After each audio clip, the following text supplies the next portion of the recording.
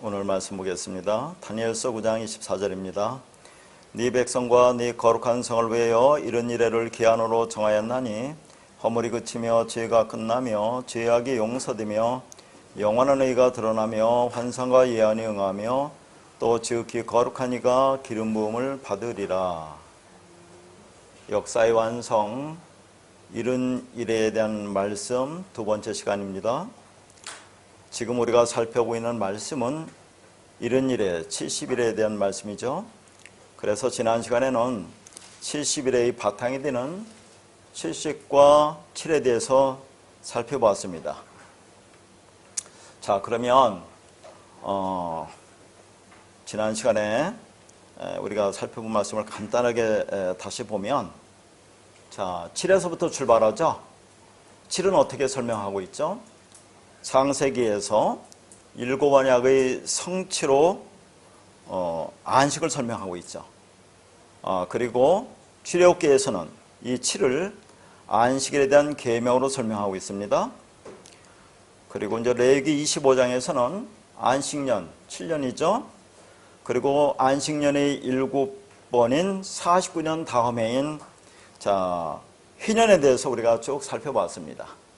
그리고 이것이 확장된 것이 이스라엘 백성들의 70년 바벨론 포로와 그걸 땅의 70년 안식으로 설명하고 있는 것을 우리가 살펴봤는데요. 그러면 지금 전개가 어떻게 됩니까?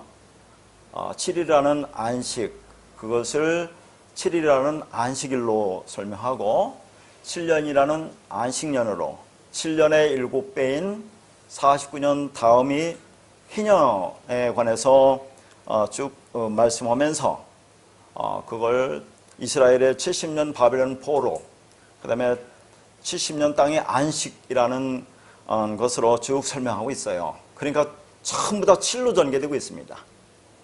그러면 왜 이스라엘 백성들이 바벨론의 70년 포로로 끌려가게 되는 것이죠? 왜 70년이고 왜 하필이면 바벨론의 포로로 잡혀가느냐 하는 얘기죠. 70년은 뭡니까? 지금 7로 계속 이어지고 있죠. 7의 열이니까 10배니까 완전한 언약을 가리키는 겁니다. 그러니까 완전한 언약, 그 안식은 너희들의 힘으로 되는 게 아니라 하나님의 열심으로, 하나님의 일하심으로 성취된다는 것을 지금 보여주고 있는 거예요.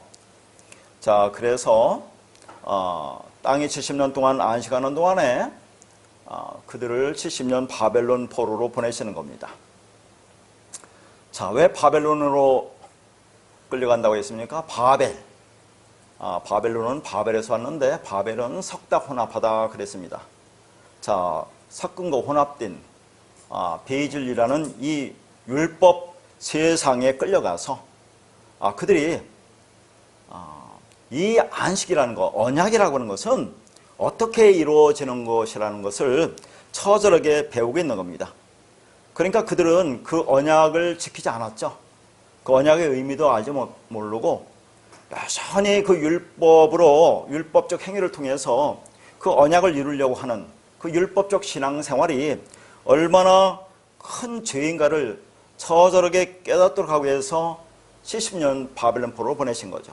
그 모든 것은 하나님의 일하심으로 성취된다는 것을 처절하게 깨닫게 하기 위해서 그런 것입니다.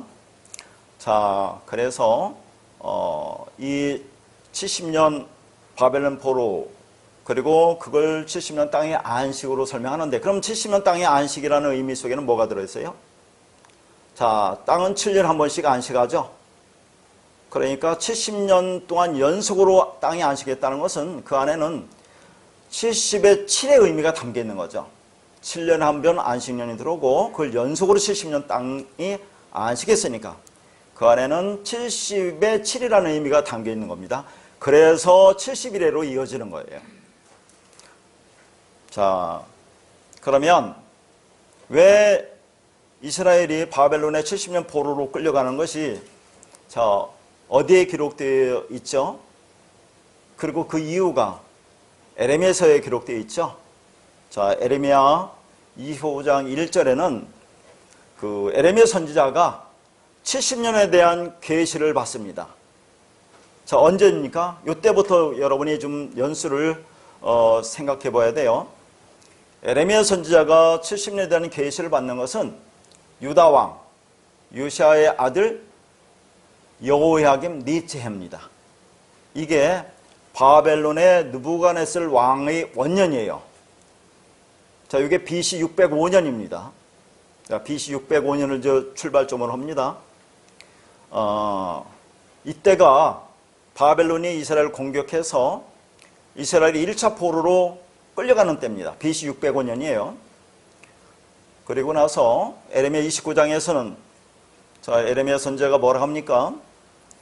이스라엘이 바벨론의 포로에서 70년 만에 돌아오리라는 말씀과 함께 기도하라는 내용을 우리가 지난 시간에 쭉 살펴봤습니다.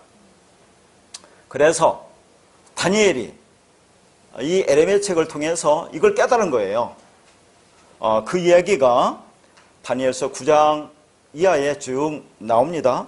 자, 그래서 다니엘서 9장 말씀을 보도록 하겠습니다. 다니엘서 9장 1절에서 2절과 4절입니다. 메대 족속 아하수에로의 아들 다리오가 갈대아 나라 왕으로 세움을 받던 첫 해 곧 그 통치 원년에 나 다니엘이 책을 통해 여호와께서 말씀으로 선지자 에레미야에게 알려주신 그 연수를 깨달았나니 곧 예루살렘의 황폐함이 70년 만에 그치리라 하신 것이라. 4절 내 하나님 여호와께 기도하며 자복하여 이르기를 크시고 두려워할 주 하나님 주를 사랑하고 주의 계명을 지키는 자를 위하여 언약을 지키시고 그에게 인자를 베푸시는 이시여. 2절에 보니까 이 다니엘이 자, 에레미야 책을 통해서 예루살렘의 황폐함이 70년 만에 그치라는 말씀을 깨닫습니다. 그리고 나서 이제 기도를 해요. 에레미야서도 기도하라고 했잖아요. 다니엘이 기도를 하는 장면이 다니엘서 9장 4절 이하 19절까지 쭉 나옵니다. 자, 4절부터 19절까지 나오는데 그 중에서도 4절에 보니까 눈에 띄는 단어가 언약을 지킨다는 그런 단어가 나와요. 언약.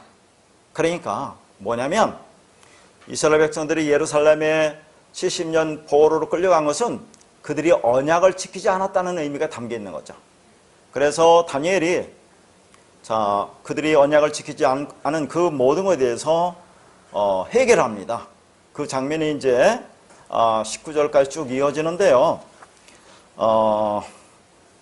자, 여기서 우리가 또 한번 알아볼 것은 자, 1절 말씀이 상당히 좀 복잡해요. 거기 보니까 다리오가 갈대아 나라 왕으로 세움을 받았다고 했는데 갈대아는 어느 나라냐면 바벨론을 가리키는 겁니다. 근데 다리오는 메대 제국의 왕이에요. 근데 메대 제국의 왕이 바벨론 제국의 왕으로 세움을 입었다는 의미가 잘 이해가 안 가잖아요. 이게 뭐라고 했습니까? 자, 그러니까 메대 제국의 다리오 왕과 바사 제국의 고레스 왕의 연합군이 당시 가장 강력한 제국이었던 바벨론 제국을 멸망시킵니다. 자, 멸망시켰으니까 이제 그 메대 바사 제국의 이제 그 바벨론 제국이 통치하에 들어가는 거죠. 그래서 다리오 왕이 그 바벨론 제국을 자기 통치 아래 두었다 그 말입니다. 그러니까 바벨론 제국이 다스리는 영역이 있을 거 아닙니까? 근데 메대 바사 제국이 그들 멸망시켰으니까 이제 다리오 왕이 그 바벨론 제국의 영역을 통치하는 자, 그런 왕으로 세움을 입었다고 하는데 실질적인 통치자는 고레스 왕입니다. 그러니까 이 다리오는 과도 제국의 왕이라고 볼 수 있어요. 자, 그렇게 이 말씀을 보시면 되는 것이고요. 그리고 또 하나 거기 보면 아하수에로가 나오는데 이 아하수에로는 에스라 4장과 에스더 1장에 나오는 아하수에로와 다른 인물이라고 했죠. 그러니까 이 역사서를 보면 자, 이 이름들이 똑같은 이름들이 여기저기 나오는데 이게 이제 구분이 잘 안 돼요. 그래서 본문에 나오는 이 아하수에로는 메대 바사 제국의 왕이니까 이게 언제입니까? 메데바사족이 바벨론을 멸망시킨 때잖아요. 이게 BC 538년입니다.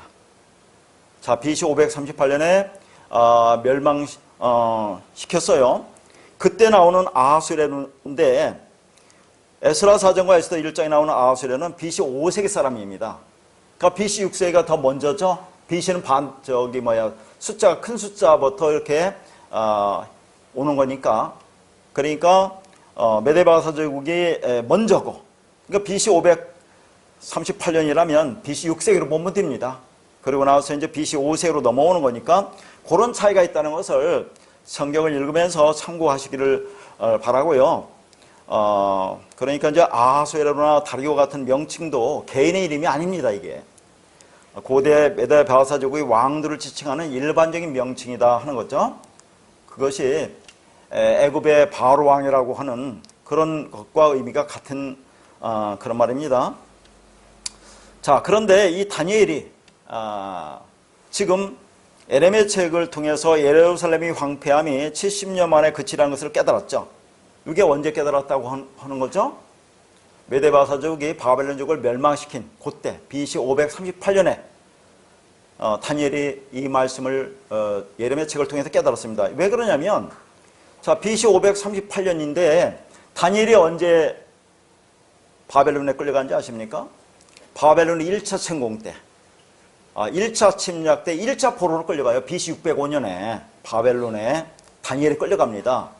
그러면 BC 605년인데 지금 이 말씀을 깨달은 것은 바벨론족이 멸망한 거니까 BC 538년이라 그 말입니다. 그러면 상당히 지난 후에 이걸 깨달았는데 그러면서도 얼마 남지 않은 70년 포로 기간을 알면서 기도했다는 내용이 우리가 중요하다고 했습니다.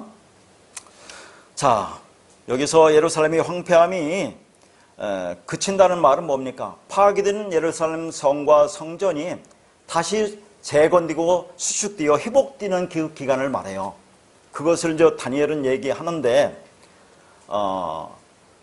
다른 곳에서는 저 예레미야서나 이런 데서는 그 70년을 그렇게 보지 않는 것이 좀 여러분이 이제 힘든데 어쨌든거나 그것은 우리가 살펴보기로 하고요.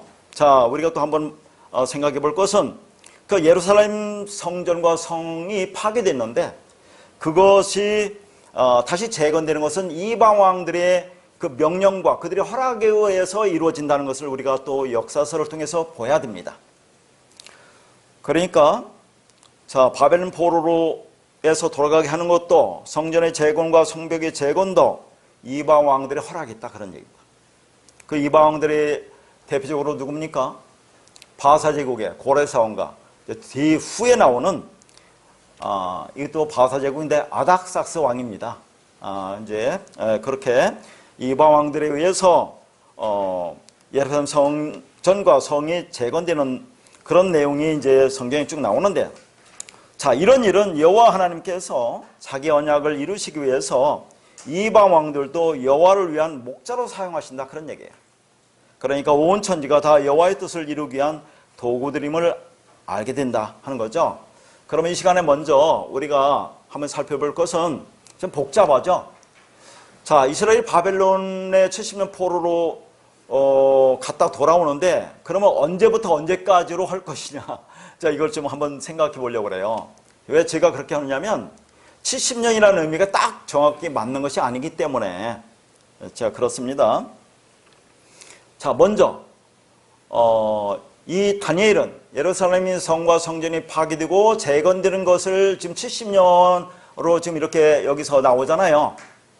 근데 자, 이 전체적인 그 연대를 살펴보면 자, 그렇지 않은 것으로 또 이렇게 나옵니다.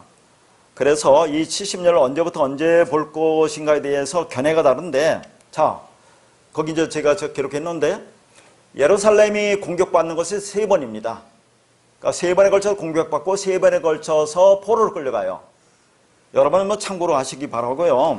1차 공격에 의해서 1차 포로로 가는 것이 BC 아까 뭐라고 했어요? 605년이라고 했죠.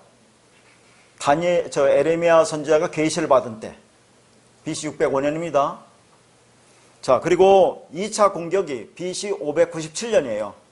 BC는 숫자 큰 곳에서 작은 곳으로 오는 거니까.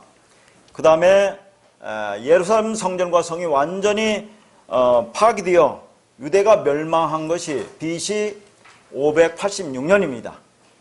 자, 1차 포로 BC 605년, 2차 BC 597년, 3차가 BC 586년 이렇게 돼요. 자, 완전히 BC 586년에 멸망합니다.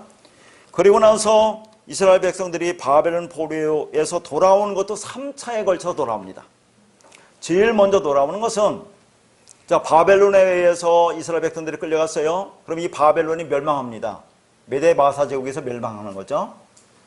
그것이 BC 538년이라고 있어요. 메데 마사 제국의 고레스 왕에 의해서, 뭐 다리오도 나오는데 고레스 왕에 의해서 바벨론 제국이 멸망합니다. 그리고 이제 고레스 왕이 BC 538년 멸망시킨 그때 칙령을 내려서 이스라엘 백성들 포로를 귀환하도록 명령을 합니다. 그래서 1차 포로가 돌아오는 것이 BC 537년이에요. 이때 자, 우리가 잘 아는 스룹바벨이라는 총독과 여호수아라는 대제사장에 의해서 1차로 이들이 포로로 귀환해서 성전을 재건합니다. 그게 이제 BC 516년이에요. 자, 그러니까 참 무지개 복잡하죠. 그러면 자, 제가 1차로 돌아오는 것은 말했죠. BC 537년 1차로 돌아와요. 그러면 2차로 언제 들어오느냐? 그보다 한참 후에 BC 457년 에스라 7장에 나오는 바사 제국 아닥사스 왕 때 돌아옵니다. 2차 돌아오는 것이 BC 457년이라고요. 그 다음에 3차로 귀환하는 것이 BC 444년 느헤미야 2장에 나오는 아닥사스 왕입니다. 그러니까 여러분 한번 보세요. 자, 여기서 70년을 언제부터 언제까지로 정할 것인가 복잡하잖아요. 자, 이 에레미야 선지서에 의해서 에레미야서 예언 70년을 보면 어떻게 나오냐면, 아까 뭐라고 했습니까? 예레미야 선지가 계시를 받은 게 뭐라고 있어요? 605년이라고 있죠? 즉 바벨론 느부갓네살 왕 원년, 아까 말했습니다. 605년이에요. 그런데 1차로 귀환하는 것이 언제라고 했어요? BC 537년이라고 했잖아요. 바벨론 제국이 멸망하고 그 다음에 귀환하니까. 그러면 이때 기간을 따지면 몇 년쯤 돼요? 약 68년 되잖아요. BC니까. 605년부터 537년까지면 약 68년 됩니다. 자, 이렇게 보는 그런 자, 사람들이 있습니다. 이게 이제 보통 에레미야 선지자나 예언서들은 이렇게 보고 있어요. 약 68년, 뭐 거의 70년 된다고 보는데, 그런데 다니엘은 지금 뭐라고 하냐면 예루살렘 성전이 황폐함이 그친다고 했으니까 파괴된 것이 수축되고 재건되는 기간을 본다 그 말이죠. 그러면 완전히 예루살렘 성전과 성이 파괴된 것이 BC 586년이라고 있죠. 3차 진입 때 3차 포로 끌려가서. 그러면 그들이 돌아와서 성전을 재건하고 수축하는 것이 BC 516년이라고 있어요. 뭐 어디서는 517년이라고도 하고 516년이라고 하던데 그 517년에서 16년 사이가 됩니다. 그런 게 약 70년이 되죠. 그런데 다른 기간을 보면 이거 뭐 70년이 되겠습니까? 2차 포로에서 2차로 귀환하는 것을 따져보면 어떻게 됩니까? 아까 BC 597년에 2차 포로로 가는데 돌아오는 것은 BC 457년이라고 했어요. 그러면 거의 몇 년이 되겠습니까, 이게? 거의 한 150년 되지 않겠어요? 그 다음 3차가 BC 586년에서 BC 444년이니까 이것도 얼마나 되겠습니까? 거의 뭐 140, 50년 되잖아요. 그러니까 70년이라는 것을 이렇게 딱 언제부터 언제까지로 정하는 것은 좀 이렇게 견해가 엇갈리고 복잡합니다. 그러나 가장 접근하는 것은 예루살렘 성전이 파괴되고 다시 완성되는 BC 586년부터 516년을 보면 70년이 되는 것이고, 자, 예레미야서 같은 예언서들은 1차 포로가는 BC 605년부터 1차로 돌아오는 BC 537년까지 보면 한 68년이 된다. 막 그 정도로 여러분 알아두시는데, 그러나 성경에서 말하고 제가 말하고자 하는 중요한 내용은 뭡니까? 70과 7의 의미가 중요하다 그런 얘기입니다. 70과 7. 그 의미를 아는 것이 더 중요하다 그런 얘기예요. 자, 어쨌거나 지금 예루살렘 성전이 파괴되고 재건되는 것이 수룹바벨 성전이라고 있죠. 계속 우리가 보는 말씀. 그렇게 재건되고 완성된 성전에서 하나님의 언약이 이루어지지 않는다는 얘기예요. 지금 하나님의 언약을 갖고 얘기하잖아요. 하나님의 언약이 이루어지지 않습니다. 다시 말해서 70년 포로에서 돌아와서 성전을 재건했지만 이것으로 되지 않는다는 것이죠. 그러면 성경에서 말하고자 하는 것은 뭡니까? 이 보이는 성전을 통해서 보이지 않는 성전이 어떻게 완성되는지. 누굽니까? 보이지 않는 성전이라는 것은 우리를 가리키는 거죠. 하나님의 백성, 하나님의 아들들, 참 성전, 진리 성전이 어떻게 완성되는지를 성경에서 말하고 있다 그런 얘기죠. 그러니까 성경에서 말하고자 하는 그 성전은 역사 속의 성전이 아니라 그 눈에 보이는 율법의 성전을 통해서 하늘의 성전, 참 성전, 진리 성전, 거룩한 성 새 예루살렘인 하나님의 신부가 어떻게 완성되는지를 설명하고 있는 거예요. 그래서 여러분 말씀드린 스가랴 4장에 나오는 그 성전은 뭐라고 했습니까? 자, 7등대, 7촛대, 7등불, 7교회라고 있죠.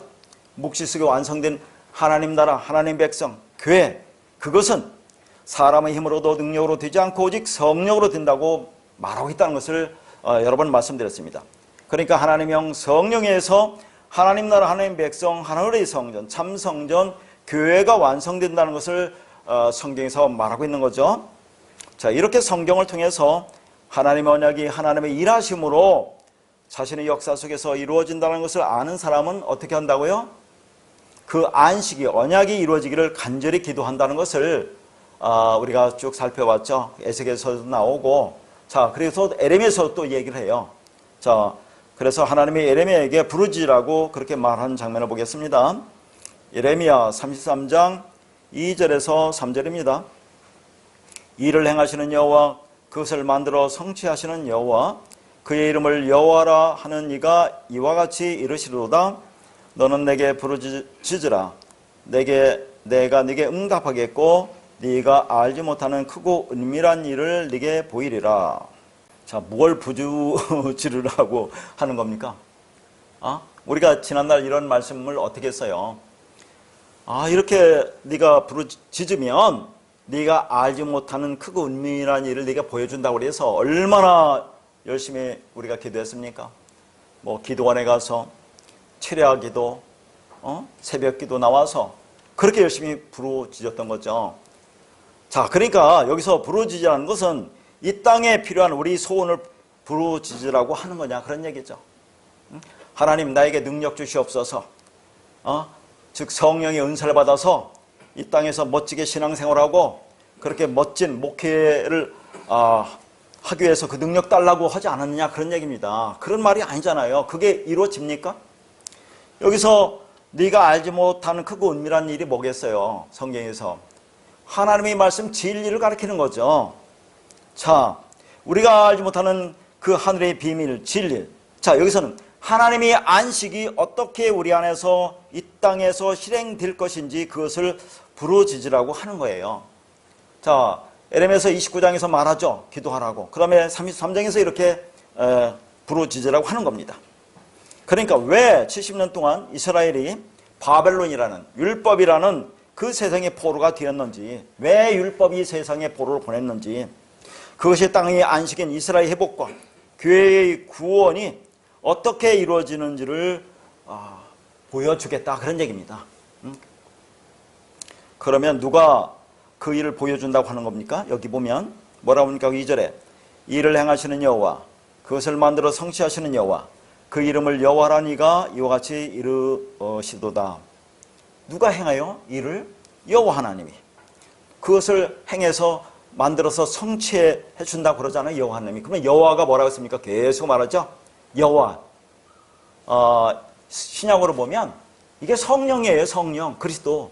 여호와라는 자음의 문자값이 하고 있죠. 내가 너에게 호흡을 줘서 너를 내 호흡하는 내 말하는 자를 만들어 주겠다는 게 그 여호와 아닙니까? 그게 성령이잖아요. 성령이 우리 안에 와서 우리에게 진리를 깨달아서 진리가 뭔지를 알고 그 말을 하게 하는 것이 성령이니까 그걸 그리스도라고 하잖아요. 그래서 이름이라는 단어가 뭐라고 했습니까? 쉔. 구약의 쉔이라고 하는 것은 뭡니까? 그게 진리라고 했죠. 진리. 쉔이라는 건 진리라고 하는 겁니다. 그러니까 진리신 여호와가 그리스도가 성령이 그 모든 일을 행하시고 성취해서 자 우리에게 오면 우리가 그 크고 은밀한 일을 알게 된다. 그런 얘기를 하고 있는 것입니다. 자, 이 꿈 같은 세상, 언약이 뭔지도 역사가 뭔지도 모르고 그렇게 살아가고 있는 사람들이 그 하나님이 언약을 받아서 이 세상이 율법이 세상이구나. 하나님이 진리가 무엇인지 알라고 건네준 세상이구나를 알고 그것을 마음에 담고 그 언약이, 그 진리가 내 인생과 삶 속에서 이루어지기를 바랍니다라고 간절히 부르짖는 자가 되어야 한다. 그런 얘기죠. 그걸 진짜 기도를 하고 있죠. 기도, 지난 시간에 다 말하지 않았습니까? 하나님이 입을 열어서 자 말씀을 가르치는 것을 기도를 하고 있어요. 자, 그분이 언약하셨잖아요. 언약하고 말씀을 주었잖아요. 자, 그러면 이 언약 말씀이 뭔지를 알라고 그분이 자 기도한다 그 말입니다. 그걸 사랑이라고 했잖아요. 사랑은 누가 먼저 합니까? 부모가 자식을 먼저 사랑하잖아요. 내리사랑이라고. 하나님 우리를 위해 사랑하는 겁니다. 기도가 진리를 흘려주는 거니까 그게 사랑한다고 그러는 거죠. 누가 먼저 기도해요? 부모가 자식을 위해서 기도합니까? 자녀가 부모를 위해서 기도합니까? 부모가 자녀를 위해서 기도하죠. 그러면 또 그렇게 또 얘기합니까? 내가 부모를 위해서 기도한다고? 그런 말을 하지 마시고 부모가 자녀를 위해 기도하지 않습니까? 비는 하늘에서 땅으로 내린다고 했습니다. 그러니까 기도가 뭔지 하나님이 다 언약에서 다 말씀하신 것을 깨달아 알라는 거죠. 그러면 내가 주겠다고 하는 것이 여기서 부르짖으라 그런 얘기를 하고 있는 거죠. 그러게 이 땅에서 필요한 것은 여러분이 열심히 땀을 흘려야 얻을 수가 있는 거예요. 자, 여러 번 말씀드렸지만 이스라엘이 왜 바벨론에 멸망했나요? 그 의미를 더 가르쳐주기 위해서 얘기하는 겁니다.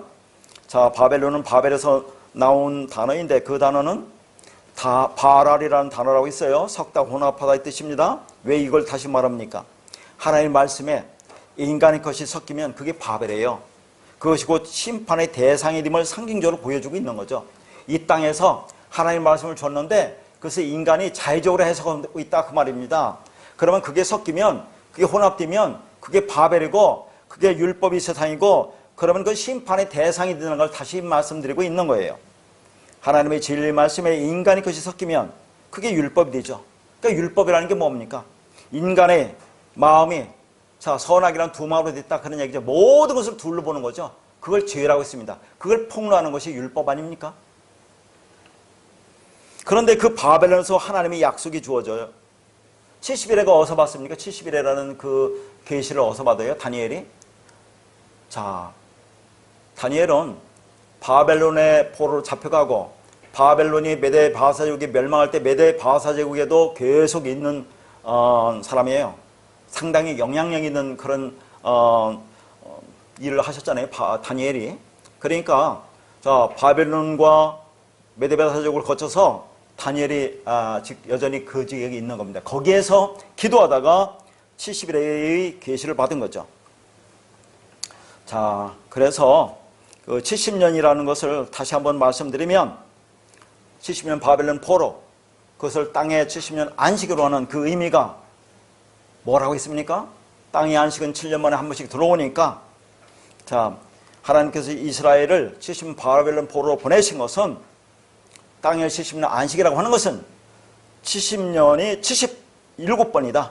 70의 7. 그래서 하나님이 그걸 빗대어서 70일이라는 것으로 약속으로 주시는 거죠. 그 70일에서 모든 것이 이루어진다 그런 얘기입니다. 언약이 이루어진다 그런 얘기죠. 그러니까 안식이라는 것은 너희가 열심히 율법을 지켜서 이루어지는 것이 아니라 너희는 혼돈, 공허, 흑암이라는 아무것도 아니라는 그런 땅적 존재라는 것을 깨닫게 하기 위해서 그 일은 하나님의 일하심으로 완성되고 성취된다는 것을 가르쳐주기 위한 기간이 70일이다 그런 얘기입니다. 70일에. 그래서 우리 인생을 뭐라고 해요? 우리 인생을 70이라고 하지 않습니까? 시편에 우리 연수가 70이라고 하잖아요. 우리 연수가 70이고 강건하면 80이라도 그 연수의 자랑은 수고와 슬픔뿐이라고 하지 않습니까? 그러니까 70으로 왜 표시하느냐 그런 얘기죠. 저도 예전에는 이것을 인간의 생물학적 나이로 알았어요. 아니 인간의 생물학적 나이입니까? 이게 70, 80이? 그러면 하나님의 진리는 언제나 통해야 되는데 인간의 수명이 70만 됐습니까? 그럼 기름은 80 됐어요. 가장 오래 산 사람이 무드셀라 아닙니까? 969세. 그대로부터 인간의 수명이 점점 줄어들긴 하였지만 70, 80이라는 것이 요즘에 이제 70살까지 살고 건강은 80살 한다고 하는데 그런 얘기 안 해요. 진리는 항상 언제나 통하는 것이기 때문에 이것은 인간의 수명을 말하는 게 아닙니다. 지금 계속 7로 설명하고 있잖아요. 7이라는 언약으로 설명하고 있는데 자 거기서 지금 70년 바벨론 포로 그것이 인생이라 그런 얘기죠. 인생 70년이라 그런 얘기입니다. 인생 70년 동안에 너희들이 그렇게 말씀으로 영향받고 죽어서 완성된다는 것을 지금 보여주고 있어요. 그러니까 자, 이 70년이라는 것은 70일의 축소판입니다. 70일의 축소판이 인생 70년이라고 그렇게 얘기하는 거죠. 전부 다 7로 설명하고 있는 것입니다. 자, 그렇게 다니엘은 에레미야 책을 통해서 예루살렘의 황폐함이 70년 만에 그치라는 것을 깨닫고 회개를 하죠. 자, 다니엘은 유다 귀족 가문 출신으로 어린 나이인 BC 605년 1차로 바벨론 포로로 끌려갑니다. 그러니까 아까도 말씀드렸지만 중요한 것은 그러면 BC 605년인데 자 다니엘이 70년 만에 황폐함이 끝이라는 것이 BC 538년이라고 했죠. 바벨론이 멸망하는 거니까. 그러니까 그 기간이 거의 67년대예요. 예레미야서에 나오는 그 예레미야 선지자들이 말하는 70년은 그렇게 BC 605년으로 따지면 다니엘이 깨달은 것은 70년 되는 것은 앞으로 몇 년 안 남은 기간이 있잖아요. 67년 정도 될 때 이 말씀을 깨달았으니까. 그런데 왜 기도하라고 하느냐? 그러면 다니엘은 왜 기도했느냐를 제가 말씀드렸죠. 자, 아무리 하나님께서 회복에 대한 약속을 확실한 약속을 주셨다 해도 그 모든 일은 자기 백성의 간절한 기도를 통해서 성취된다는 것을 알고 있었기 때문에 그게 진리라는 걸 알고 있었기 때문에 기도를 시작합니다. 그래서 회개의 기도를 하자 다시 70일에 대한 계시를 받죠. 그러니까 70년 만에 바벨론 포로에서 돌아오는 것이 끝이 아니라는 거죠. 성전을 재건하여도 참된 안식이 없었습니다. 자, 그래서 이 70일에가 어디에 포함된다고 했어요? 신구약 중간기 400년 암흑기가 요 기간에 포함되는 거죠. 자, 이제 그것이 결론이 나오는 것은 예수의 십자가지만 신구약 중간기 400년이 이 안에 있는 거죠. 하나님의 선지자가 나타나지 않습니다. 하나님의 말씀이 임하지 않잖아요. 하나님의 말씀이 임하지 않는 벌보다 더 큰 벌이 어디 있겠어요. 그러니까 70년 바벨론 포로로 잡혀갑니다. 근데 그 언약이 이루어지지 않아요. 깨닫지 못해 인간이. 그러니까 70일이라는 것으로 다시 형벌을 내리죠. 하나님 말씀이 임하지 않습니다. 선지자가 임하지 않아요. 그보다 더 무서운 형벌이 어디 있습니까? 무시무시한 형벌을 내리고 자, 인간은 너희들은 안 돼 해서 이 땅에 오시는 것이 예수 그리스도다 하는 것을 우리가 알아야 됩니다. 그래서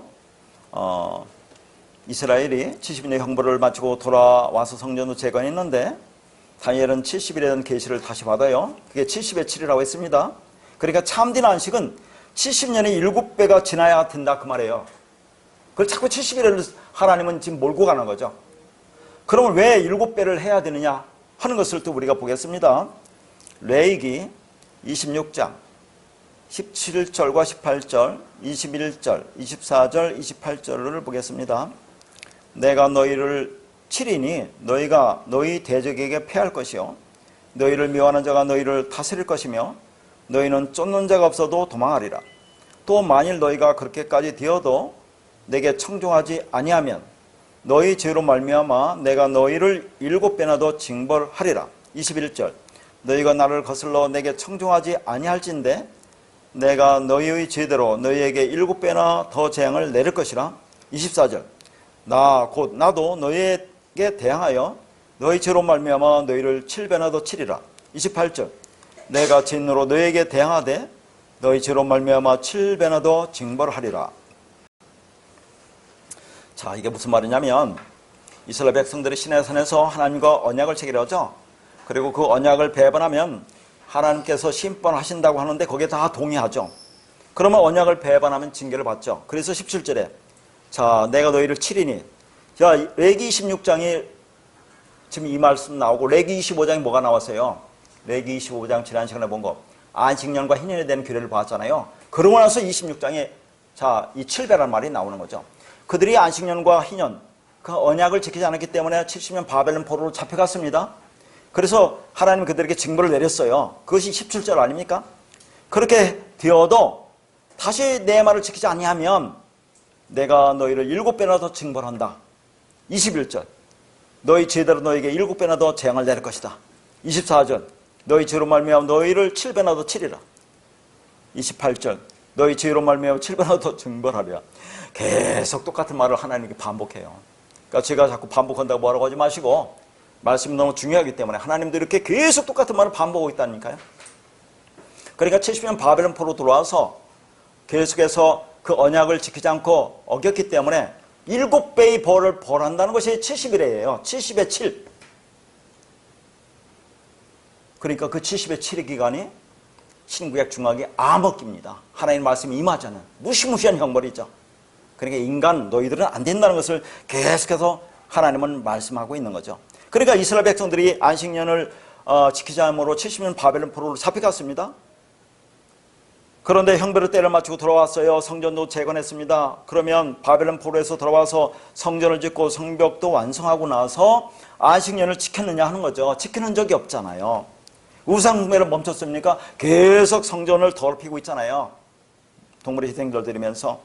그럼 어떻게 합니까? 그래서 70의 7배의 벌을 받는 거예요. 그게 이른 일에다 하는 얘기입니다. 그러니까 이 70일의 축소판이 70일의 인생이에요. 우리 인생. 이 땅의 광야에 위해서. 광야는 40년이라고 하는데 다 상징 아닙니까? 죄가 뭔지. 죄가 뭐예요? 하마르티야. 자, 이 언약을 알지 못하는 게 죄예요. 알지 못하는 게 계속 율법으로 우리가 행해서 그걸 이루려고 하는 거 아닙니까? 그 죄가 무엇인지 처절하게 양육받고 있는 고난의 신앙생활이 70년, 광야 40년이다. 그걸 지금까지 제가 뭐라고 했습니까? 한 일에로 설명했죠. 7로 설명하지 않았습니까? 우리 인생 1260일, 3년 반, 예수님의 공생의 3년 반. 자, 합치면 한 일에. 그렇게도 설명하는 거예요. 그 전체가 이 한 일의 치 안에 담겨 있는 겁니다. 계속 성경이 창세기부터 출애굽기, 레위기로부터 계속 지금 7로 설명하고 있잖아요. 역사가, 완성이. 다니엘서까지 70일에로 그렇게 설명하고 있는 겁니다.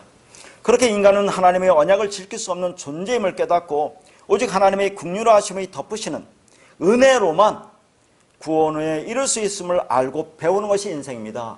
그래서 이 다니엘이 9장 4절부터 19절까지 쭉 기도하는데 뒤에 가면 하나님의 크신 긍휼을 의지해서 기도해요. 하나님 긍휼을 베풀어 달라고. 그런데 다니엘이 하나님의 계시를 받습니다. 자, 이것은 이제 9장 24절 후에 나오는 건데 10장 8절 9절 보면 그 계시 받고 나서 다니엘 하나님의 계시를 받고 나서 그 내용이 너무 무서워서 알아눕게 된다는 내용이 나와요. 알아눕습니다. 그러나 그 계시의 완성인 예수 그리스도로 인하여 참된 안식을 누릴 수 있음도 보여주고 있는 것이 뭐냐면 다니엘서 마지막 구절이 안식에 들어가는 말씀으로 끝납니다. 다니엘서가 12장 13절로 끝나거든요. 자, 평안히 쉬라는 안식으로 들어갑니다. 왜 그렇습니까? 다니엘이 이 세상의 모든 일들이 하나님의 작정대로 일어난다는 것을 알았어요. 그리고 동시에 세상의 끝을 보았다는 것을 압니다. 그러니까 안식으로 들어간다 하는 거예요. 자, 다음 시간에 그 말씀 볼 텐데, 그러니까 다니엘이 9장 24절에 70일의 계시를 깨달은 겁니다. 아, 세상은 이렇게 하나님의 뜻대로 작정되어 가는구나. 그 끝은 어디구나. 예수 그리스도의 십자가구나. 이걸 보았기 때문에 이제 안식합니다. 여러분, 이 말씀을 통해서 보았잖아요. 그럼 이 땅에서 안식하시라고 말합니다. 자, 다니엘서 9장 23절입니다. 곧 네가 기도를 시작할 즈음에 명령이 내렸으므로 이제 네게 알리러 왔느니라. 너는 크게 은총을 입은 자라. 그런즉 너는 이 일을 생각하고 그 환상을 깨달을지어다. 23절 다음에 24절에 나오는데, 자, 여기서 중요한 것은 자, 다니엘이 뭐 했다는 거예요? 하나님의 은총을 입었다는 거예요. 이게 오직 은혜입니다. 하나님의 은혜. 그렇게 은혜를 입었으면 이제 이 일을 생각하고 그 환상을 깨달으라. 깨달으라는 환상이 뭡니까? 자, 다니엘이 70년의 뜻을 깨닫고 언약을 따라 회개하는 중에 다시 70일의 계시를 받는데 그 환상을 깨달으라. 깨닫고 다니엘이 안식에 들어가요. 역사는 어떻게 이루어지는구나. 끝을 보았잖아요. 하나님 뜻대로 작정되어 가는구나. 그러니까 안식으로 들어간다 그 말입니다. 자, 그 말씀은 다음 주에 보기로 하고요. 그러면 자, 우리가 다시 한번 생각할 것은, 제가 계속 말하는 것은 하나님은 보이는 이 땅의 것을 통해서, 다시 말해서 보이는 성전을 통해서 보이지 않는 하나님의 백성, 하나님의 아들, 참 성전, 진리 성전을 만들어내는 것을 성경에 말하고 있다고 있어요. 그런 것이 어디에 나옵니까? 그러니까 성경을 잘 보면 다 나와 있어요, 그게. 굳이 우리가 언어를 통해서만 아는 게 아니라 성경 말씀을 잘 보면 나와 있다, 그런 얘기입니다. 자, 그 말씀을 보겠습니다. 학개서 2장 1절에 3절입니다.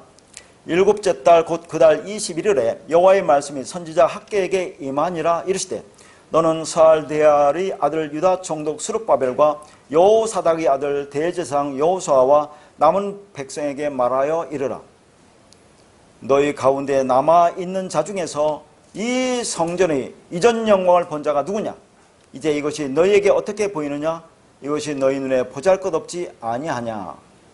자, 학개 선지자에게 말씀이 임하는데, 자, 유다 총독 스룹바벨과 대제사장 여호수아에 대한 말씀이 임한다, 그런 얘기죠. 자, 이게 뭡니까? 스룹바벨 성전을 지금 재건하는 거죠. 바벨론 폴에 돌아와서 스룹바벨 성전을 재건하는데, 자, 재건하고 나니까 지금 3절에 뭐라고 하는 거예요? 지금 스룹바벨 성전을 봤는데 이전 성전의 영광을 본 자가 뭐라고 하느냐면, 너희 눈에 보잘것없지 않느냐, 이런 겁니다. 잘 보세요. 지금 솔로몬 성전이 파괴됐죠. 그런데 그것을 다시 돌아와서 성전을 재건하신 스룹바벨 성전입니다. 근데 그 스룹바벨 성전을 보고 자, 어떻다고요?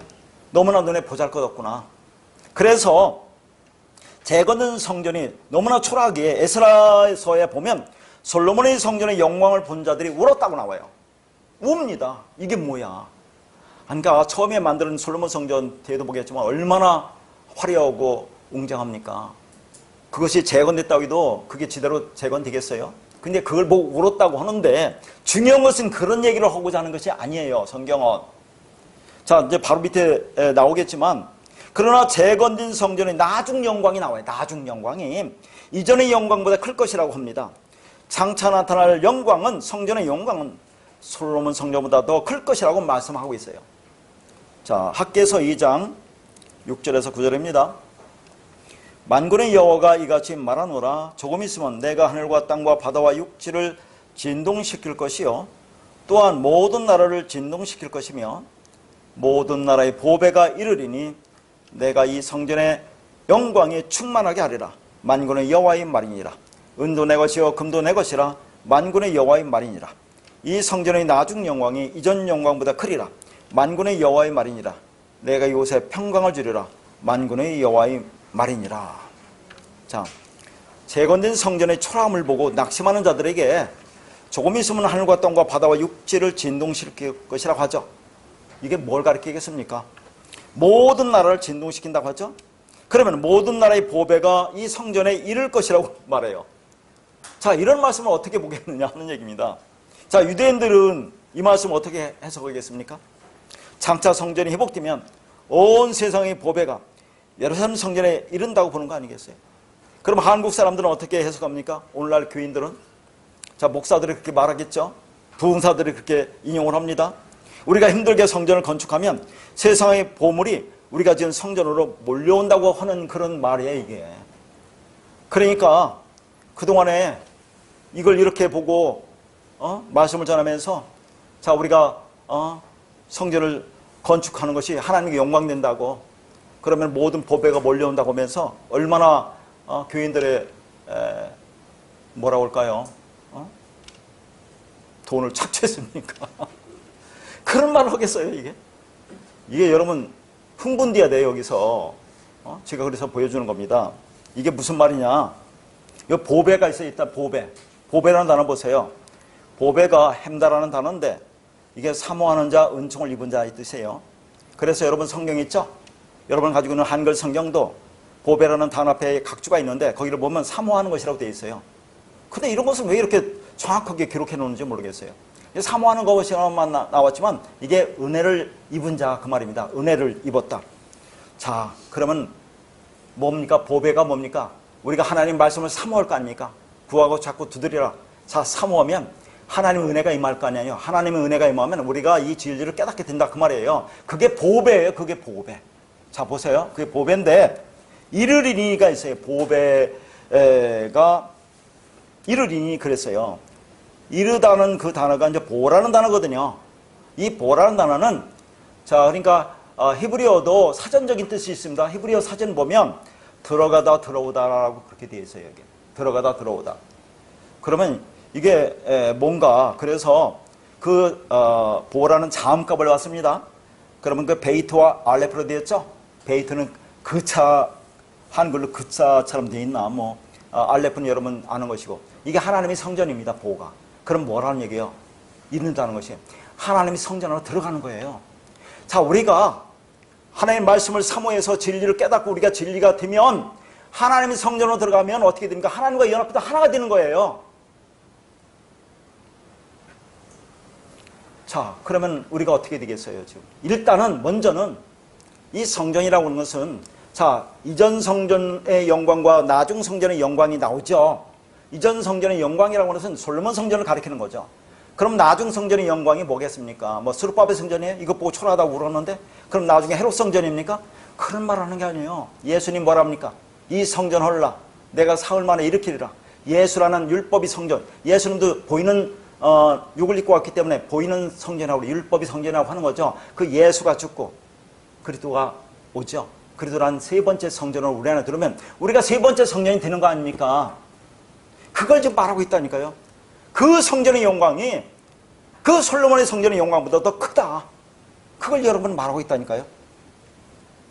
자, 이 보라는 단어가 여러분 창세기 2장 18절 19절에 보면 이런 말이 나옵니다. 하나님이 사람이 혼자 사는 것이 좋지 아니하니 내가 돕는 배풀을 지으리라는 그 말이 나와요. 사람이 혼자 있는 것이 그 악하다 그런 얘기입니다. 그러니까 누가 연합해야 돼요? 그리스도와 연합해야 되죠. 그래 완성되니까. 그래서 돕는 배필 성령 그리스도를 내가 너에게 주겠다고 하면서 뭐라고 하냐면 거기 들짐승이 나와요. 각종 들짐승, 각종 새들을 자 하나님이 아담에게 이끌어간대요. 그러니까 아담이 이름을 어떻게 짓나 보려고 아담에게 이끌어간다고 그런 얘기 나오거든요. 그런 말을 하는 게 아니에요. 자, 짐승 같은 우리를 아담이 하아담입니다. 그 에게로가 그가 하아담인 에게로 그 안으로 들어가게 하시니 그러니까 하아담 예수 그리스도를 모형하잖아요. 아담이 51자의 표상인 예수 그리스도 안으로 짐승 같은 우리가 들어가면 연합해서 하나가 되면 그러면 아담이 부르는 이름이 그 이름이 된대요. 이름이 뭡니까? 말씀 그리스도 진리. 우리가 그리스도와 연합돼서 하나가 된다는 그 얘기를 하고 있는 거거든요. 창세기 2장 그 말씀도. 그리고 또 노아에게 뭐랍니까? 노아 방주 안에 들어가라고 하잖아요. 들어가다가 보라는 단어예요. 그러니까 이 노아는 방주는 뭘 상징합니까? 그것도 예수 그리스도를 모형하잖아요. 그러니까 예수 그리스도 안으로 들어가는 겁니다. 그러니까 노아도 창세기 6장에서 하나님의 은혜를 입었다고 하는 거예요. 노아가 하나님의 은혜를 입었다는 것이 핵심입니다. 그러니까 이 방주 안으로 그리스도라는 안으로 들어가서 연합되어 하나가 되면 그게 완성이라는 것을 성전은 계속해서 말하고 있는 거죠. 여기서도 그걸 말하고 있는 거예요. 각종 들짐승과 공중의 각종 새인 짐승에 불과한 우리가 하나님의 성전, 진리의 성전 그리스도 안으로 들어가는 거라니까. 그 안으로 들어가면 그럼 우리가 그리스도와 연합해 하나가 되면 자 우리가 세 번째 성전이 된다 하는 거죠. 자 먼저는 누가요? 이전 성전보다 나중 성전인 예수가 죽고 그리스도라는 진리 성전이 되는 거 아닙니까? 율법의 성전이 부서지고 진리 성전이 되면 그 세 번째 성전이 우리 안에 들어오면 우리가 세 번째 성전이 되니까 이 성전의 영광이 그 화려하고 웅장한 솔로몬 성전보다 더 크다라고 얘기한다니까. 여러분 한 사람 한 사람이 그렇게 하나님을 본다는 그 말씀이 여러분이 흥분이 되지 않느냐 그런 얘기를 하는 겁니다. 성경이 뭘 얘기하겠어요? 그러니까 하나님께서 각 나라를 진동시키면 각 나라에서 사모하는 것이 하나님의 성전으로 모여들 것이라고 하죠. 다시 말해서 모든 나라에서 하나님의 은혜를 입어 진리를 깨닫는 금과 은 같은 보배들이 금과 은은 성전에 뭐라고 했어요? 성경에서 진리를 가리키는 겁니다. 하나님의 성전으로 들어가서 그리스도와 연합이 된다는 얘기예요. 그게 진짜 참 성전, 세 번째 성전인 나중 영광이죠. 나중 영광으로 이전 영광인 눈에 보이는 율법의 성전, 솔로몬의 성전의 영광보다 크다라고 말씀하고 있다 그 말입니다. 그래서 루터도 라틴어 번역본 성경 불가타를 따라서 이 보배를 그리스도라고 말하고 있어요. 보배가 그리스도다. 우리가 그리스도가 되는 거라니까요. 자, 생각해 보세요. 이전 영광이 솔로몬 성전의 그 영광보다 우리 크다고 하는 솔로몬 성전이 어떻습니까? 얼마나 화려하고 웅장합니까? 열왕기상 5장에 보면 솔로몬이 성전을 건축하는 준비하는 과정이 나오죠. 그리고 6장에 보면 솔로몬이 성전을 건축하는 내용이 나옵니다. 그런데 그 성전이 전부 다 금으로 만들어졌다고 한다니까요. 그러니까 열왕기상 6장 22절에 보면 온 성전을 금으로 입히기를 마치고 내수에 속한 제단의 전부를 금으로 입혔다고 말한다니까요. 이 역사에 그렇게 화려한 그 솔로몬 성전보다 여러분 한 사람 한 사람의 그 성전님이 진짜 성전 그리스도와 연합된 그 성전님이 더 영광 크다라고 말하는 겁니다. 그러니까 성경은 보이는 성전을 통해서 보이지 않는 여러분을 말하고 있다는 것을 여러분 깨달아 알아야 돼요. 이런 걸 가지고 이상한 말로 보면 다 죽습니다. 그건 그렇게 말하고 있지 않다는 것을 여러분이 확실하게 아시기를 바랍니다. 그리고 7년 동안 성전 건축하기를 끝냈다고 그래요. 솔로몬 성전이 7년입니다. 여기는 왜 또 7년이에요? 이 역사 속에 보이는 성전도 7이라는 언약으로 설명하는데 그걸 통해서 보이지 않는 너희들이 언약이 어떻게 완성되는지를 이게 설명하고 있습니다. 그런데 그 솔로몬 성전의 영광보다 진리를 깨닫고 진리의 성전이 되는 우리 영광이 더 크다라고 말하고 있어요. 이것이 우리 위로가 되는 거죠. 그러면 오늘 우리 위로가 뭡니까? 예수 그리스도가 우리 위로가 되는 거죠.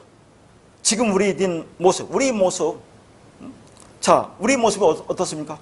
비록 초라할지라도 우리가 그리스도의 영광스러운 성전이 된다는 그런 말입니다. 이것이 아직 역사 속에서 십자가에 감추어져 있습니다. 그러므로 다니엘이나 스가랴나 학계 선지를 통해서 말씀하시는 그 참된 성전의 영광이 나타날 그날이 이른 일에 이미 나타났죠. 묵시도 완성됐죠. 예수 그리스도가 성전이시면 예수 그리스도 영이 임한 자들이 성전이 됩니다. 이러한 성전인 자들에게 무슨 일이 일어난다고요? 다니엘서 9장 24절입니다. 네 백성과 네 거룩한 성을 위하여 이런 이래를 기한으로 정하였나니 허물이 그치며 죄가 끝나며 죄악이 용서되며 영원한 의가 드러나며 환상과 예언이 응하며 또 지극히 거룩한 이가 기름 부음을 받으리라. 자, 이런 이래가 되면 모든 것이 다 이루어지는데 그 자리가 십자가다 그런 말이죠. 그러므로 이런 이래가 응한 것이 예수 그리스도의 십자가입니다. 이 일을 이루시기 위해서 지극히 거룩한 이가 기름 부음을 받는 거죠. 기름 부음을 받은 자 곧 메시아 그리스도가 십자가에서 다 이루신 거죠. 그러므로 예수 그리스도께서 오셔서 십자가로 승리한 것이 이런 일에 대한 예언입니다. 자, 그런데 24절에 어떻게 나옵니까? 이런 이래를 기한으로 정하였다고 나오죠.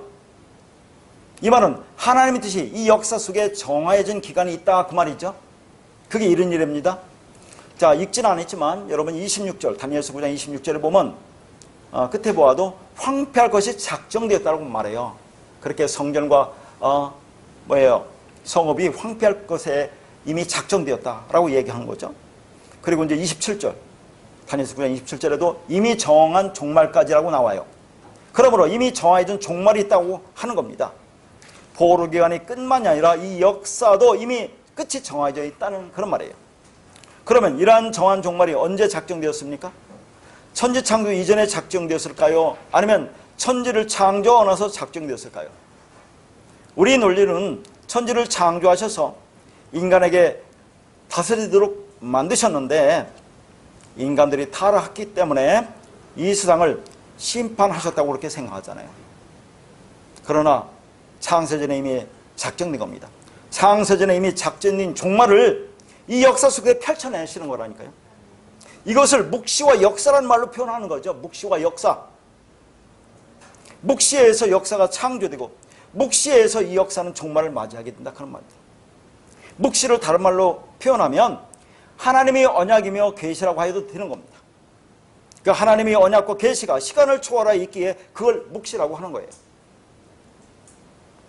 자, 그러면 디모데후서 1장 9절에 10절입니다. 하나님이 우리를 구원하사 거룩하신 소명으로 부르심은 우리의 행위대로 하심이 아니요 오직 자기 뜻과 영원 전부터 그리스도 예수 안에서 우리에게 주신 은혜대로 하심이라. 이제는 우리 구주 그리스도 예수의 나타나심으로 말미암아 나타났으니 그는 사망을 패하시고 복음으로써 생명과 썩지 아니할 것을 드러내신지라. 여기 보니까 우리 구원이 자 어떻게 이루어진다고요? 거룩한 소명으로 부르심이 어떻게 이루어지는 거예요? 우리 행위대로가 아니라고 분명히 나오죠. 행위대로 아니라고. 오직 뭐라 합니까? 영원전부터 그리스도 예수 안에서 우리에게 주신 은혜대로라. 그리스도 예수 안에서 영원전부터 우리에게 주신 은혜라고 분명히 행위가 아니라고 말하고 있잖아요. 하나님의 구원은 영원전에 그리스도 예수 안에서 우리에게 주신 은혜대로 된 것입니다. 그 영원전 언약이 우리 주 그리스도 예수의 나타나심으로 말미암아 나타난 거예요. 그게 그는 사망을 배우시고 복음으로써 뭐라고요? 생명과 썩지 아니할 것 드러냈다고 했죠. 그러니까 복음이 뭡니까? 영원전 묵시를 드러내는 거라니까요. 자, 복음이 영원전 묵시를 드러내고 이 땅에 있는 거예요. 그러니까 자, 마지막으로 이사야 46장 10절 말씀을 보도록 하겠습니다. 내가 시초부터 종말을 알리며 아직 이루지 아니한 것을 예적부터 보이고 이루기를 나의 뜻이 설 것이니 내가 나의 모든 기뻐하는 것을 이루리라 하였노라. 상당히 중요한 말입니다. 자, 여기 보니까 시초부터 종말을 알렸다고 그래요. 시초부터 종말을 알렸다. 이 시초라는 단어가 창세기 1장 1절에 태초에라는 베레시트와 똑같은 단어예요. 시초가 베레시트입니다. 자, 그리고 이제 종말이라는 단어가 아리트거든요.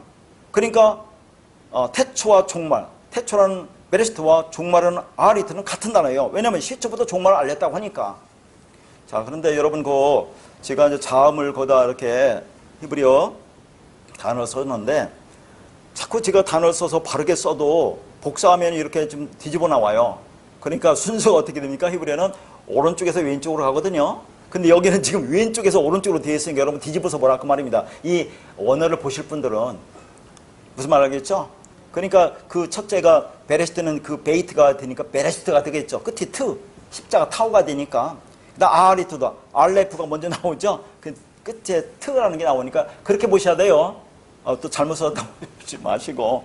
자, 그러면 베레시트와 아리트가 같은 단어라는 것을 한번 보겠습니다.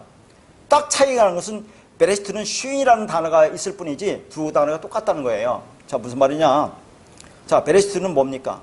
그러니까 태초에 있었던 하나님의 계획은 십자가, 이 타우라는 단어가 십자가라는 것을 형상하고 뜻은 완성입니다. 그러면 이게 무슨 말입니까? 예수님께서 십자가에서 모든 율법을 진리로 완성했다 그 말이에요. 십자가 타우는 항상 그렇습니다. 완성. 그래서 여러분 무트라는 단어가 이 타우와 매무로 되어 있어요. 말씀이 완성. 십자가에서 하나님 예수 그리스도가 말씀을 완성했다는 그 말이거든요. 어쨌든 십자가에서 예수가 육으로 죽고 모든 율법을 진리로 완성했죠. 그럼 완성된 그 진리를 넘겨주는 거죠. 그게 머리입니다. 머리. 머리라는 레시인데 이게 시작하는 단어도 있지만 이게 머리가 뭡니까? 말씀, 진리, 그리스도 성령이에요. 이게 예수님께서 모든 걸 완성한 그리스도 진리를 자, 요도 넘겨주는 거죠. 우리 안에 넘겨줘서 우리 안에 들어와서 쉽게 말하면 하나님이 거하시는 성전을 완성하겠다는 거죠. 하나님 알레프 거하시는 성전 베트를 완성하겠다는 것이 베레시트예요. 그러면 종말이라는 단어 아알리트라는 단어 보세요. 똑같죠? 십자가 나오죠. 넘겨줘다 요도가 나오고 머리 레슈가 나오고 하나님 알레프가 나오는데 하나 다른 것은 여기는 베이트 대신에 해라는 단어를 써서 해. 그거 보세요. 구멍이 뚫어졌죠? 이게 콧구멍입니다. 그게 호흡하다 그런 얘기예요. 그러니까 자, 십자가에서 진리를 완성해서 그 진리가 우리 안에 들어오잖아요. 자, 우리 안에 들어오면 그 말씀 진리가 뭡니까? 우리를 하나님이 호흡하는 자를 만드는 거예요. 그러니까 하나님이 호흡하는 자를 만드는 거나 하나님이 성전을 만드는 거나 똑같잖아요. 그러니까 태초와 종말이 두 단어가 히브리어 자음도 똑같아요. 여기서도 시초부터 종말을 알렸다고 하잖아요. 태초 종말은 같습니다. 그래서 종말을 태초라는 단어를 통해서 옛적부터 보였다고 하는 거잖아요. 그러니까 태초와 종말은 뭘로 다 시작합니까? 머리로, 말씀으로, 그리스도로, 성령으로 시작한다. 그런 얘기. 그래서 우리가 잘 아는 요한복음 19장 30절 이제 이것이죠. 예수께서 다 이루었다 하시고 머리를 숙이고 영혼이 떠나간다. 다 알잖아요. 다 이루었다. 십자가. 이게 다 이루고 어디서 이루는 게 십자가 이루죠? 이게 머리가 나오잖아요. 머리. 헬라와 머리. 케펠라. 머리를 뭐예요? 숙였다는 것은 멀리 보냈다는 거죠. 뭘로? 영혼이 푸뉴마로 성령 그래서 진리로 여기에 뭐예요? 떠나간다는 거 디돔입니다. 넘겨주다. 이게 요도가 똑같은 거예요. 요도 넘겨줬죠? 떠나간다는 게 디돔이라는 단어거든요. 우리 안에 넘겨줘서 파라디돔이. 똑같은 단어죠. 요한복음 19장 3절로 그 말을 하고 있는 거죠. 그러니까 예수님께서 십자가 다 이루시고 그 말씀 진리를 멀리 보내서 뭘로? 성령으로 우리에게 넘겨줬다. 그런 얘기입니다. 그러니까 이 역사는 종말을 품고 창조되었다는 사실입니다. 그러니까 시작과 완성을 다 하나님이 하시는 거지. 그러니까 내가 할 수 있는 것은, 우리 인간이 할 수 있는 것은 아무것도 없다는 거죠. 그 은혜만을 의지하라. 그런 얘기입니다. 끊임없이 여기저기에서 제가 말씀드리는 거 아닙니까? 그래서 아직 이루지 아니한 일을 옛적부터 보였다고 그러죠. 자, 아직 이루지 아니한 일을 옛적부터 보였다. 아직 보이지 아니한 것, 묵시가 옛적부터 이미 알려졌다고 얘기하는 거죠. 그 말은 창세전에 이미 묵시 속에 하늘이, 우리가 완료되었다는 그 말이에요. 하늘이 뭡니까? 진리를 깨달으면 우리가 하늘이라고 있죠. 그러면 완료된 묵시를 세상에 펼쳐서 왜 인간은 자, 우리 구원에, 우리 완성에 조금 더 기여할 수 없는 것을 보여주는 거죠. 오직 은혜만을 깨달아라. 그걸 배우라 그 말입니다. 그러니까 요한계시록의 진리이신 예수 그리스도와 그 그리스도를 통해서 살아난 성도들의 이야기이지 종말을 예고하는 종말론책이 아닌 것처럼 창세기도 영원한 생명을 만들어내는 하나님 백성, 하나님 자녀, 아들들을 만들어내는 그 구원의 이야기를 담고 있는 것이지 진화론과 반대들은 물리적인 창조론의 책이 아니다 하는 겁니다. 그래서 여러분들이 말하는 게열드 보스가 종말의 구원을 앞선다고 말을 했는데 게열드 보스의 말이 아니라 성경의 이야기입니다. 그리고 종말의 구원을 앞서는 것도 아니고 종말과 구원은 동시에 일어나는 거죠. 자, 창조와 구원은 동시에 일어나는 겁니다. 그렇게 하나님의 뜻이 다 이루어지면 이 역사는 완성이 됩니다. 그게 이런 일입니다. 그러니까 이런 일에는 뭘 기준으로 하라고요? 1에 7을 기준으로 하는 겁니다. 7, 안식 7일, 안식일, 7년, 안식년, 희년, 7에 7, 70년, 70년의 7배인 71일. 이게 전부 다 영원한 안식의 주인을 보여주는 거죠. 그런데 그 안식의 주인이 자기 백성들에게 영원한 안식을 주기 위해서 십자가에서 다 이루었다고 하시는 겁니다. 율법이 저주를 받으시고 율법을 진리로 완성한 거죠. 그렇게 우리 인생도 70년이며 이 역사 전체도 이런 일이라는 의미 속에 다 들어있는 거죠. 따라서 율법이라는 언약을 통해서 하나님과 하나가 되었으니까 이제 그 속에서 생명을 가지고 진정한 안식을 누리는 성도님들이 되시기를 바라겠습니다. 자, 다음 주에 이런 일에 계속 계산으로 하고 마치도록 하겠습니다.